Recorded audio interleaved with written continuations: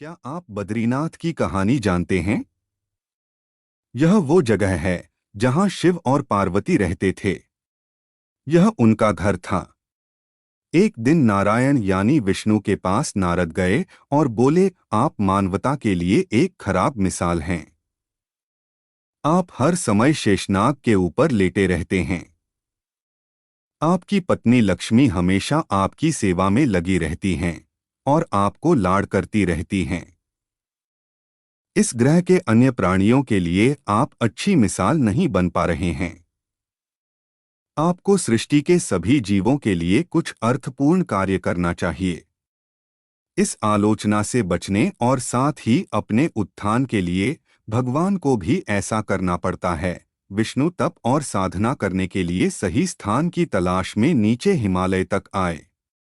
वहां उन्हें मिला बद्रीनाथ, एक अच्छा सा छोटा सा घर जहां सब कुछ वैसा ही था जैसा उन्होंने सोचा था। साधना के लिए सबसे आदर्श जगह लगी उन्हें यह। वह उस घर के अंदर गए। घुसते ही उन्हें पता चल गया कि यह तो शिव का निवास है और वह तो बड़े खतरनाक व्यक्ति हैं। अगर उन्हें गुस्सा आ गया तो वह आपका ही नहीं, खुद का भी गला काट सकते हैं। ऐसे में नारायण ने खुद को एक छोटे से बच्चे के रूप में बदल लिया और घर के सामने बैठ गए। उस वक्त शिव और पार्वती बाहर कहीं टहलने गए थे। जब वे घर वापस लौटे तो उन्होंने देखा कि एक छोटा सा बच्चा जोर जोर से रो रहा है। पार्वती को दया आ गई। उन्होंने बच्चे को उठाने की कोशिश की। शिव ने पार्वती को रोकते हुए कहा, इस बच्चे को मत छूना। पार्वती ने कहा, कितने क्रूर हैं आप, कैसी नासमझी की बात कर रहे हैं। मैं तो इस बच्चे को उठाने जा रही हूं। देखिए तो कैसे रो रहा है। शिव बोले, जो तुम देख रही हो उस पर भरोसा मत करो। मैं कह रहा हूं न, इस बच्चे को मत उठा। बच्चे के लिए पार्वती की स्त्री सुलभ मनोभावना ने उन्हें शिव की बातों को नहीं मानने दिया। उन्होंने कहा, आप कुछ भी कहें, मुझे कोई फर्क नहीं पड़ता। मेरे अंदर की माँ बच्चे को इस तरह रोते नहीं देख सकती। मैं तो इस बच्चे को जरूर उठाऊंगी। और यह कहकर उन्होंने बच्चे को उठाकर अपनी गोद में ले लिया। बच्चा पार्वती की गोद में आराम से था और शिव की तरफ बहुत ही खुश होकर देख रहा था। शिव इसका नतीजा जानते थे, लेकिन करें तो क्या करें। इसलिए उन्होंने कहा, ठीक है, चलो देखते हैं क्या होता है। पार्वती ने बच्चे को खिला पिलाकर चुप किया और वहीं घर पर छोड़कर खुद शिव के साथ गर्म पानी से स्नान के लिए बाहर चली गईं।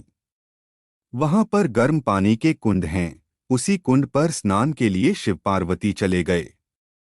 लौटकर आए तो देखा कि घर अंदर से बंद था। शिव तो जानते ही थे कि अब खेल शुरू हो गया है। पार्वती हैरान थीं कि आखिर दरवाजा किसने बंद किया। शिव बोले, मैंने कहा था न, इस बच्चे को मत उठाना। तुम बच्चे को घर के अंदर लाईं और अब उसने अंदर से दरवाजा बंद कर लिया है। पार्वती ने कहा, अब हम क्या करें। शिव के पास दो विकल्प थे। एक, जो भी उनके सामने है उसे जलाकर भस्म कर दें, और दूसरा, वे वहां से चले जाएं और कोई और रास्ता ढूंढ लें। उन्होंने कहा, चलो कहीं और चलते हैं, क्योंकि यह तो तुम्हारा प्यारा बच्चा है, इसलिए मैं इसे छू भी नहीं सकता। मैं अब कुछ नहीं कर सकता। चलो कहीं और चलते हैं। इस तरह शिव और पार्वती को अवैध तरीके से वहां से निष्कासित कर दिया गया।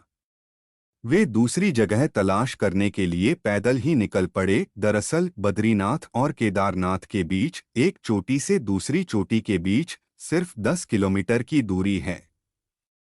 आखिर में वह केदार में बस गए और इस तरह शिव ने अपना खुद का घर खो दिया। आप पूछ सकते हैं कि क्या वह इस बात को जानते थे।